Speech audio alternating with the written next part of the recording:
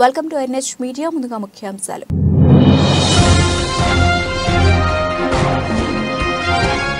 New Hampshire లో Trump victory, Republican primary fight లో top show.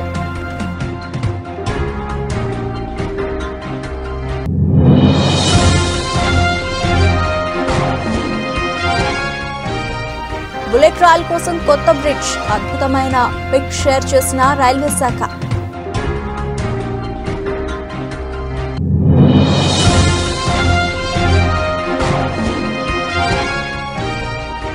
Mining లో AP super, జాతీయ అవార్డును ప్రదానం చేసిన కేంద్ర మంత్రి.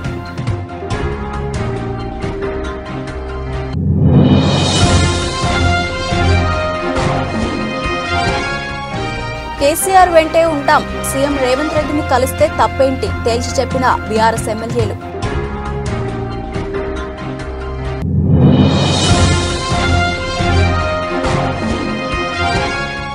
అయోధ్యకు పోటెత్తిన భక్తులు, రెండో రోజు బాలరాముడి దర్శనం కోసం బారులు తీరిన ప్రజలు.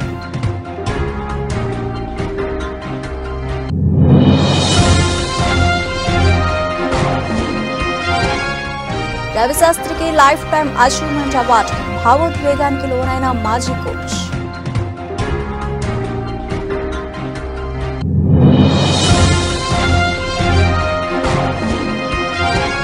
నేనేమైనా చట్ట వ్యతిరేక కార్యకలాపాలు చేశానా, నెటిజన్ పై ఫైర్ అయిన యాంకర్ రష్మి.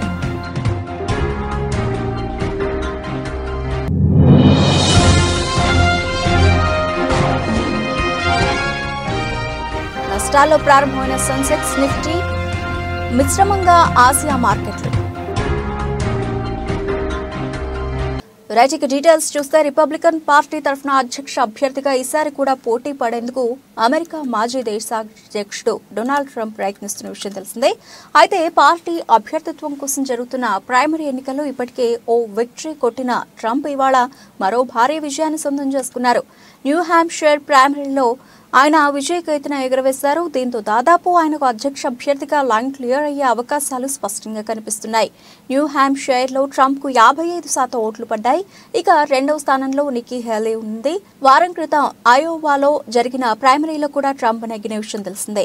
న్యూ హ్యాంప్షైర్ లో 22 మంది డెలిగేట్స్ ఉండగా దాంట్లో ట్రంప్ 11, హేలీ 8 గెలుచుకున్నట్లు సమాచారం. రిపబ్లికన్ పార్టీ తరఫున అధ్యక్ష అభ్యర్థి రేసులో ఒకవేళ హేలీ ఉన్నా తాను పట్టించుకోబోనని ట్రంప్ అన్నారు. ఆమె ఏం చేయాలనుకున్నా చేసుకోవచ్చన్నారు. అయితే సౌత్ కారోలినాలో జరిగే ప్రైమరీ రేస్లో మాత్రం తనదే విజయం ఉంటుందని మరోవైపు నిక్కీ హేలీ అన్నారు. 3 times now, 3. We win it every time. We win the primary, we win the generals, we've won it, and it's a very, very special place to me. It's very important. If you remember in 2016, we came here and we needed that win, and we won by 21 points, and it was great. And today, I have to tell you, it was very interesting because I said, wow, what a great victory. But then somebody ran up to the stage all dressed up nicely when it was at 7. But now I just walked up and it's at 14. But she ran up when it was 7. And, you know, we have to do what's good for our party. And she was up, and I said, wow, she's doing like a speech like she won. She didn't win, she lost. And, you know, last week we had a little bit of a problem. And if you remember, Ron was very upset because she ran up and she pretended she won Iowa. And I looked around, I said, didn't she come in third? Yeah, she came in third. And then I looked at the polls. She was talking about most winnability, who's going to win, and I had one put up. I don't know if you see it, but I have one put up. We've won almost every single poll in the last 3 months against crooked Joe Biden. Almost every poll. And she doesn't win those polls. And she doesn't win those. This is not your typical victory speech, but let's not have somebody take a victory when she had a very bad night. Mumbai Ahmedabad మధ్య bullet రైలు project కోసం కొత్త bridge ను నిర్మించారు. గుజరాత్ లోని ఔరంగా bridge కు చెందిన ఓ stunning ఫోటోను railway శాఖ తన ట్విట్టర్ లో పోస్ట్ చేసింది. వల్సాద్ జిల్లాలోని అటవీ ప్రాంతంలో నిర్మించిన ఆ బ్రిడ్జ్ అద్భుతంగా ఉంది. ఆ బ్రిడ్జ్ ను 2023 ఆగస్టులోనే నిర్మించారు. సాంకేతిక అద్భుతం, ప్రకృతి సోయగం.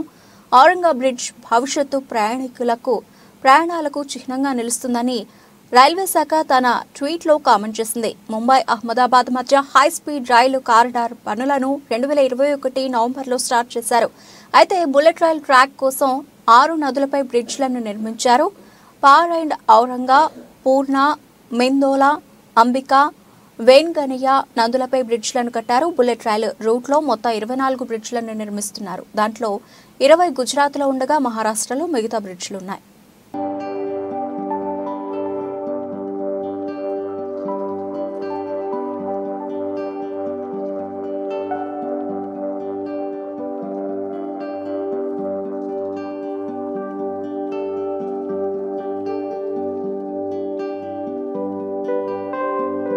మేజర్ మినరల్స్ మైనింగ్ లీజ్ల జారీలో రాష్ట్ర ప్రభుత్వం అనుసరిస్తున్న పారదర్శక విధానాలకు జాతీయ స్థాయి అవార్డు లభించింది.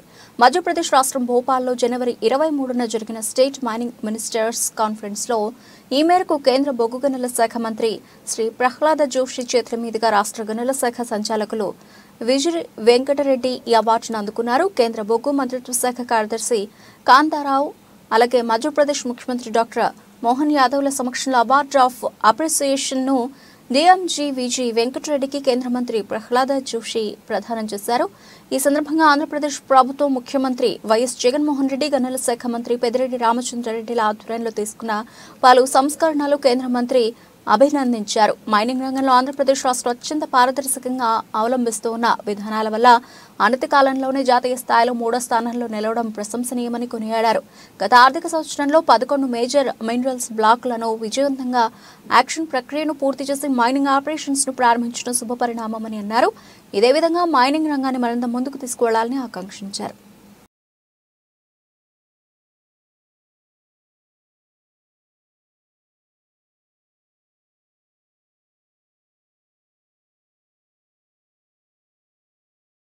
తాము కేసీఆర్ వెంటే ఉంటామని, కాంగ్రెస్ పార్టీలోకి వెళ్లే ప్రసక్తే లేదని ఉమ్మడి మెదక్ జిల్లాకు చెందిన బీఆర్ఎస్ ఎమ్మెల్యేలు సునీత లక్ష్మారెడ్డి, కొత్త ప్రభాకర్ రెడ్డి, గూడెం మహబాల్ రెడ్డి, మాణిక్రావు స్పష్టం చేశారు. తాము కాంగ్రెస్ పార్టీలో చేరుతామని వచ్చిన వార్తలను ఖండించారు. ఆ 4 ఎమ్మెల్యేలు బుధవారం మీడియాతో మాట్లాడుతూ తాము సీఎం రేవంత్ రెడ్డిని కలవడంపై అనవసరంగా రాజకీయం చేస్తున్నారని, ఎన్నికల వాగ్దానాలను అమలు చేయాలని కోరేందుకే కలిసికట్టుగా వెళ్లినట్లుగా చెప్పారు. అలాగే ప్రోటోకాల్, వ్యక్తిగత సెక్యూరిటీ గురించి కూడా సీఎంతో చర్చించినట్టు తెలిపారు. రాజకీయ దురుద్దేశం గానీ, పార్టీ మారే ఆలోచన గానీ లేదని స్పష్టం చేశారు.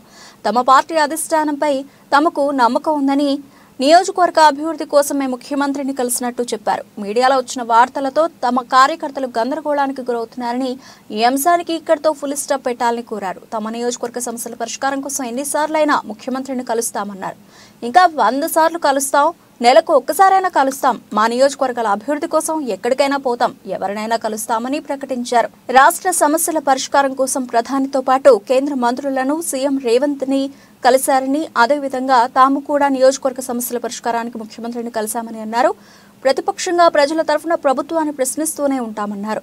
ప్రజల సమస్యల పరిష్కారం కోసం మంత్రులను, అధికారులను కలుస్తూ ఉంటామని, ఇదో నిరంతర ప్రక్రియ అని చెప్పుకొచ్చారు. ప్రాణం ఉన్నంత వరకు బీఆర్ఎస్ పార్టీలోనే ఉంటామని కేసీఆర్ తమ నాయకుడని స్పష్టం చేశారు. పార్టీ మారాల్సిన అవసరం తమకు లేదన్నారు. తమపై తప్పుడు వార్తలు ప్రసారం చేస్తే పరువు నష్టం దావా వేసేందుకు కూడా వెనుకాడబోమని హెచ్చరించారు.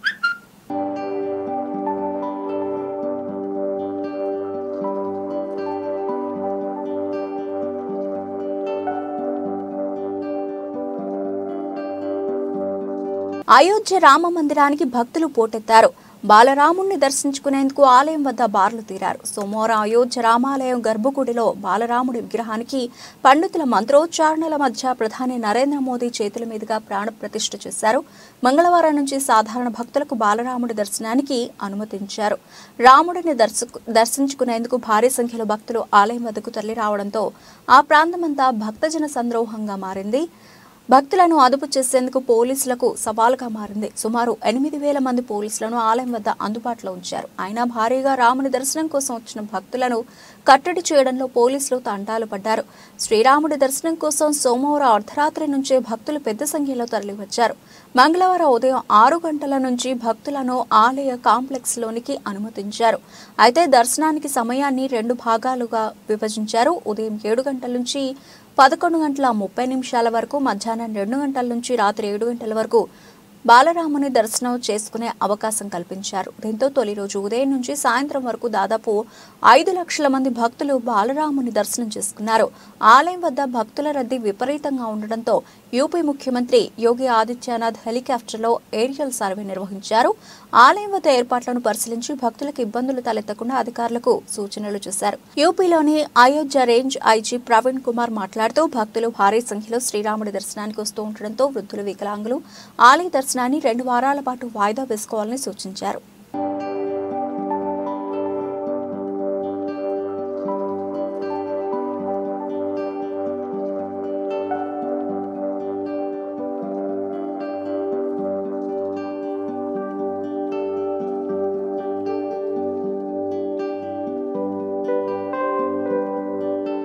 భారత క్రికెట్ కంట్రోల్ బోర్డు అవార్డుల కార్యక్రమం మంగళవారం హైదరాబాద్ లో ఘనంగా జరిగింది. దాదాపు 4 ఏళ్ల తర్వాత బీసీసీఐ వార్షిక అవార్డుల కార్యక్రమాన్ని నిర్వహించింది.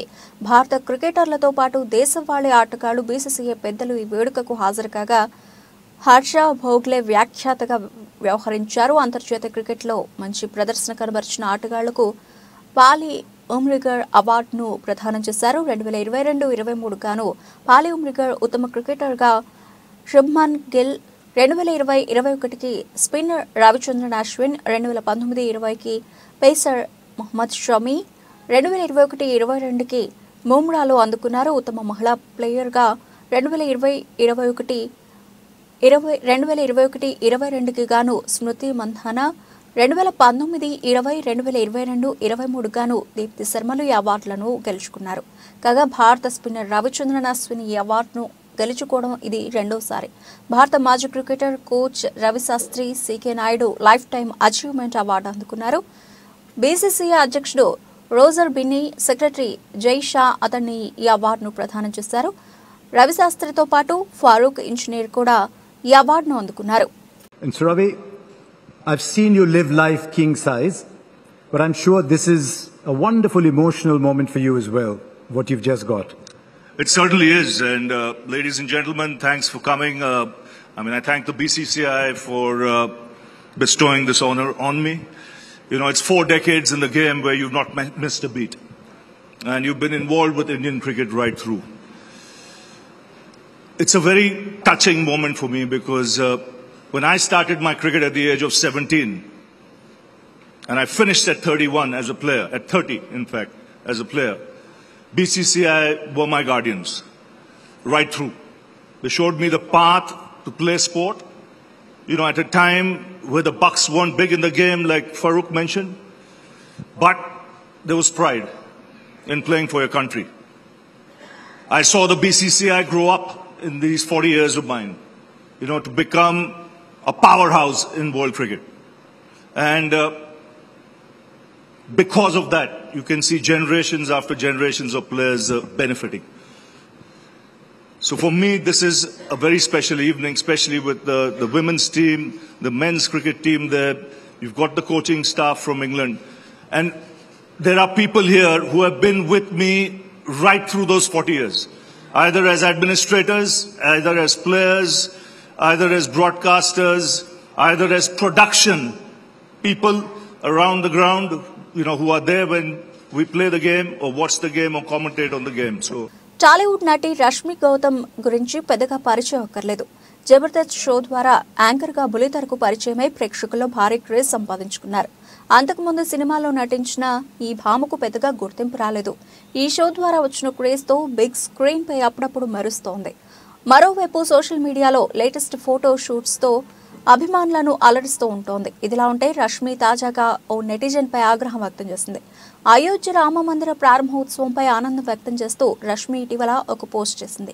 అయితే ఈ పోస్ట్ పై నెటిజన్ రిప్లై ఇస్తూ కాషాయపు రంగు చీర కట్టి అన్ని చెడ్డ పనులు చేస్తున్నావు అంటూ కాస్త అసభ్య పదజాలం వాడాడు. దీంతో రష్మికి మండిపోయినట్టుంది. ఆ ట్వీట్ కు రిప్లై ఇస్తూ గట్టిగా కౌంటర్లు వేసింది.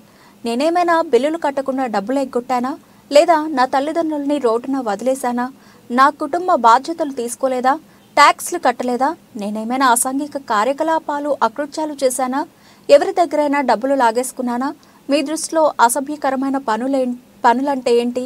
ఈ మధ్యకాలంలో ఇలాంటి మాటలు ఎక్కువగా వింటున్నా. పదే పదే ఈ పదంతో నన్ను టార్గెట్ చేస్తున్నారు. నా వరకు దేవుడి అందరి వాడు, సనాతన ధర్మంలోని మంచి విషయం అదే అంటూ రష్మి గౌతమ్ గట్టిగా కౌంటర్ ఇచ్చారు.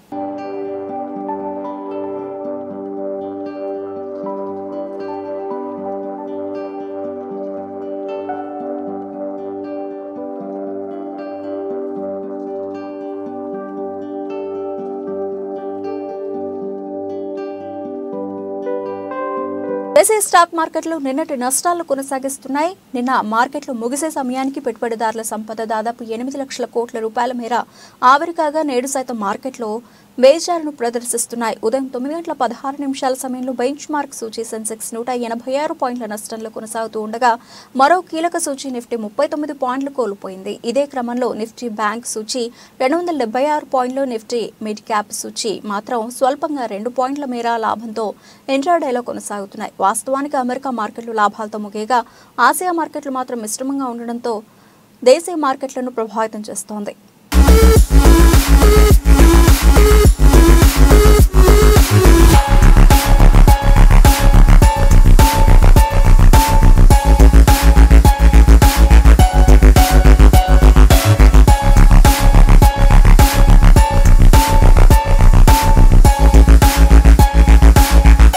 మండల కేంద్రమైన గండేపల్లి గ్రామంలో తెలుగుదేశం పార్టీ జాతీయ ప్రధాన కార్యదర్శి నారా లోకేష్ జన్మదిన వేడుకలు మండల పార్టీ అధ్యక్షులు పోతుల మోహన్ రావు, గ్రామ పార్టీ అధ్యక్షులు ఎలమటి కాశీ ఆధ్వర్యంలో ఎన్టీఆర్ విగ్రహం వద్ద ఘనంగా నిర్వహించారు. ఈ సందర్భంగా వారు మాట్లాడుతూ యువ నాయకుడు మాజీ ముఖ్యమంత్రి నారా చంద్రబాబు నాయుడు తనయుడు తెలుగుదేశం పార్టీ జాతీయ ప్రధాన కార్యదర్శి నారా లోకేష్ రాబోయే కాలంలో యువతకు మరింత ఉత్సాహం నింపే విధంగా తెలుగుదేశం పార్టీని ముందుకు నడిపించే విధంగా చేసేందుకు అహర్నిశలు కృషి చేస్తున్నారని, ఆయన పాదయాత్రతోనే అది నిదర్శనమని అన్నారు.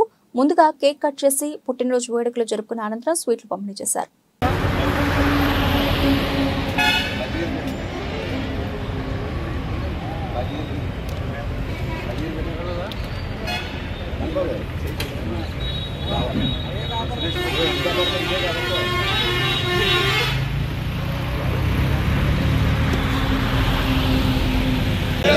లోకేష్ బాబు గారి నాయకత్వం, జ్యోతుల నెహ్రూ గారి నాయకత్వం, జ్యోతుల నవీన్ గారి నాయకత్వం.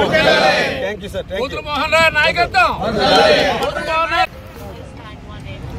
ఆంధ్రప్రదేశ్ ఆశా జ్యోతి యువ కెరటం మాజీ ముఖ్యమంత్రి ఎన్టీ రామారావు గారి మనవడు, మాజీ ముఖ్యమంత్రి చంద్రబాబు నాయుడు గారు తనయుడు, మా యువ నాయకుడు, యువ కిషోరం, ఆంధ్రప్రదేశ్కి దశ దిశ నిర్దేశించే మా ఆశా జ్యోతి నారా లోకేష్ గారి 41వ పుట్టినరోజు సందర్భంగా గండేపల్లి మండలం గండేపల్లి గ్రామంలో వారి తాతయ్య గారి విగ్రహం దగ్గర చాలా ఆయన పుట్టినరోజు వేడుకలు చాలా దిగ్విజయంగా జరుపుకున్నటువంటి రోజు ఈ రోజు. 1983 జనవరి 23న మా లోకేష్ బాబు జన్మించాడు. చంద్రబాబు నాయుడు గారికి, భువనేశ్వరి గారికి మరి 3200 కిలోమీటర్లు ఈ వైఎస్ఆర్ ప్రభుత్వం వచ్చి 4 సంవత్సరాలు అయ్యింది. నిజామాబాద్ జిల్లా నవీపేట మండలం అభంగపట్నం రైస్ మిల్లుపై సివిల్ సప్లై అధికారులు సిఐఎస్ఐ ఆధ్వర్యంలో దాడులు నిర్వహించారు. ఈ సందర్భంగా అధికారులు మాట్లాడుతూ రైస్ మిల్లు వారు సివిల్ సప్లై శాఖ వారి నుంచి ధాన్యం తీసుకుని తిరిగి ప్రభుత్వానికి ఇవ్వాల్సిన ధాన్యం ఇవ్వకుండా మోసం చేసినందున చీటింగ్ కేసు నమోదైందని తెలిపారు. పక్కదారి పట్టిన ధాన్యం విలువ సుమారు 6,18 లక్షల రూపాయలు ఉంటుందని అన్నారు.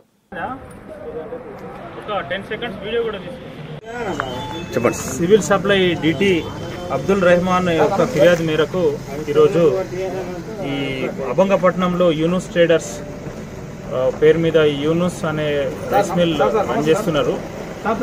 ఇతను సివిల్ సప్లై శాఖ వారి దగ్గర నుంచి ధాన్యం తీసుకొని తిరిగి ప్రభుత్వానికి ఇవ్వాల్సిన బియ్యాన్ని ఇవ్వకుండా మోసం చేసిన దానికి సంబంధించి చీటింగ్ కేసు నమోదైంది.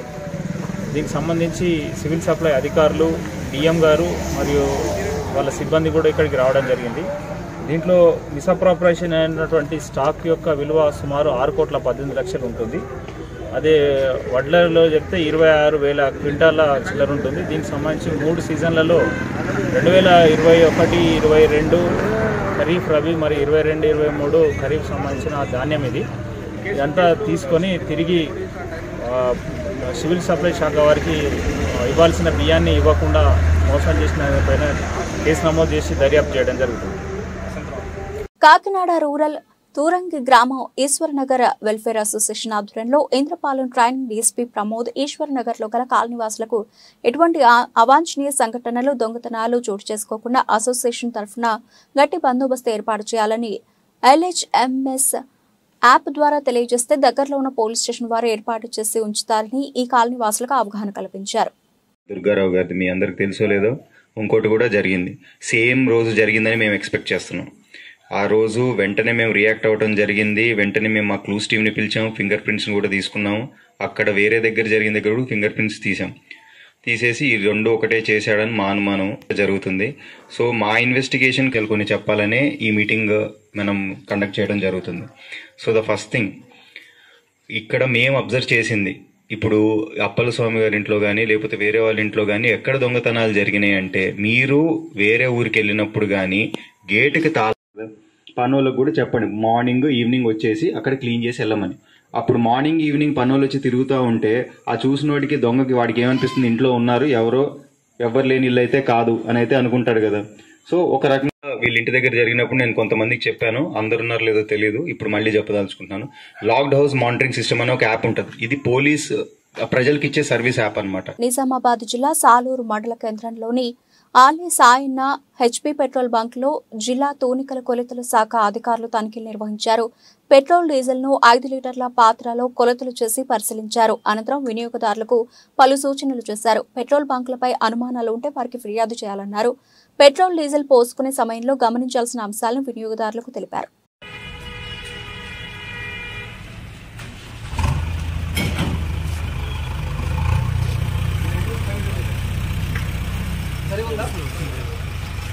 ఈ పంపే కాదు, మీరు ఎక్కడ పోసుకున్న మహారాష్ట్ర కానీ టెస్ట్ మీద ఉంటుంది.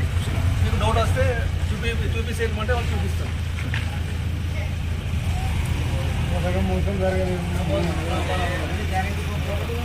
కంచికచర్ల మండలం పేరకలపాడు గ్రామంలో హర్ ఘర్ తిరంగా కార్యక్రమం 15/8/2022న నిర్వహించారు. పేరకలపాడు గ్రామ సర్పంచ్ మన్నె సాత్విక తన సొంత డబ్బులు 111,550 రూపాయలు ఖర్చు చేశారు. కంచికచర్ల మండల పరిషత్ కార్యాలయంలో పేరుకలపాడు సర్పంచ్ మన్నె సాత్విక మీడియాతో మాట్లాడుతూ కంచికచర్ల మండల పరిషత్ అభివృద్ధి అధికారిని శిల్ప దొంగ బిల్లులు పెట్టి డబ్బులు తీసుకున్నారని తెలిపిన సర్పంచ్ సాత్విక తాము ఎన్నోసార్లు ఎంపీడీఓను తమ ఖర్చు పెట్టిన డబ్బుల గురించి అడిగినా ఇంకా డబ్బులు పడలేదని సమాధానం చెప్పారు.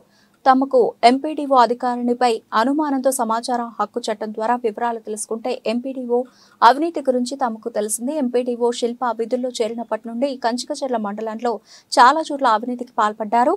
ఉన్నతాధికారులు స్పందించి కంచికచర్ల మండల పరిషత్ అధికారినిపై చర్యలు తీసుకోవాలని సర్పంచ్ సాత్విక తెలిపారు. ఆగస్టు 15న కేంద్ర ప్రభుత్వ ఆదేశాల మేరకు అమృత మహోత్సవ అనే కార్యక్రమాన్ని పేర్కలపాడు గ్రామంలో నిర్వహించుకోవడం జరిగిందండి. ఈ కార్యక్రమానికి సక్సెస్ చేయండి అని చెప్పి మండలం నుంచి నాకు ఈఓపీఆర్డి శ్రీనివాస్ గారు కావచ్చు, ఎంపీడీఓ గారు కావచ్చు నా దగ్గరకు వచ్చి ఈ ప్రోగ్రామ్ని సక్సెస్ చేయండి, అమౌంట్ దానికి ఏదైతే ఖర్చు పెడతామో దాన్ని మనం మండలం నుంచి ఇప్పిద్దామని చెప్పి నాకు హామీ ఇచ్చారు వాళ్ళు. దాన్ని అలానే ప్రోగ్రామ్ని సక్సెస్ చేయడం జరిగింది. 1,11,550 రూపాయలు మేము మా సొంత డబ్బులు ఖర్చు చేయడం జరిగింది. దాని తర్వాత నెక్స్ట్ మంత్ 3వ తారీఖున 3/9/2022 సంవత్సరంలో మేము పర్టికులర్ బిల్స్ అన్ని తీసుకొచ్చి ఎంపీడీఓ గారికి సబ్మిట్ చేస్తే మేము ఇంత పెట్టామండి ఇదండి అమౌంట్ అని చెప్పిస్తే వారు పంచాయతీ నిధుల నుంచి మీరు క్లెయిమ్ చేసుకోండి, దీనికి నిధులు మాకు పైనుంచి అయితే ఎటువంటి నిధులు రాలేదని వారు చెప్పారు. కానీ అప్పుడు నాకు ప్రోగ్రామ్ ముందు చెప్పింది ఏంటి, మండలం నుంచి ఇస్తాము ప్రోగ్రామ్ సక్సెస్ చేయండి అని చెప్పి అప్పుడు చెప్పారు. కానీ ఇప్పుడు వెళ్ళి అడిగితే ఇలా అన్నారు. దీన్ని ఎన్నిసార్లు అడిగినా వాళ్ళు ఇదే ఆన్సర్ చెప్తాంటే దీన్ని కలెక్టర్ గారి దృష్టికి నేను తీసుకెళ్ళాను.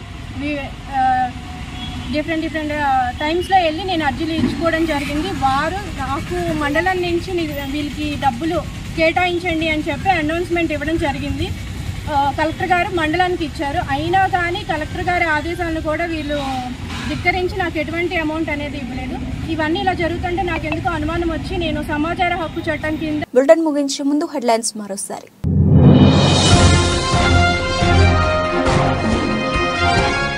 న్యూ హ్యాంప్షైర్ లో Trump victory, Republican primary fight లో టాప్ షో.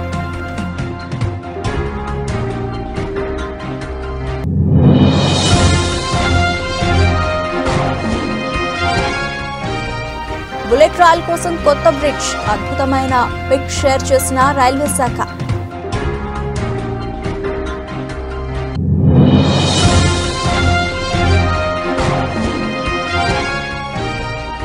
మైనింగ్ లో ఏపీ సూపర్, జాతీయ అవార్డును ప్రదానం చేసిన కేంద్ర మంత్రి.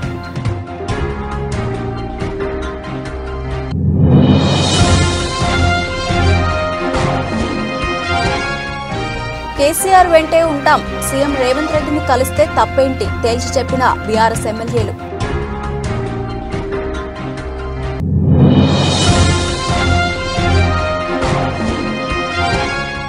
అయోధ్యకు పోటెత్తిన భక్తులు, రెండో రోజు బాలరాముడి దర్శనం కోసం బారులు తీరిన ప్రజలు.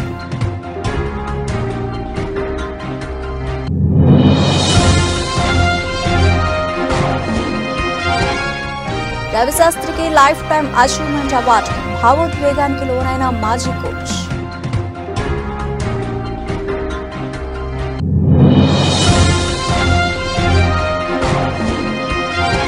నేనేమైనా చట్ట వ్యతిరేక కార్యకలాపాలు చేశానా, నెటిజన్ పై ఫైర్ అయిన యాంకర్ రష్మి.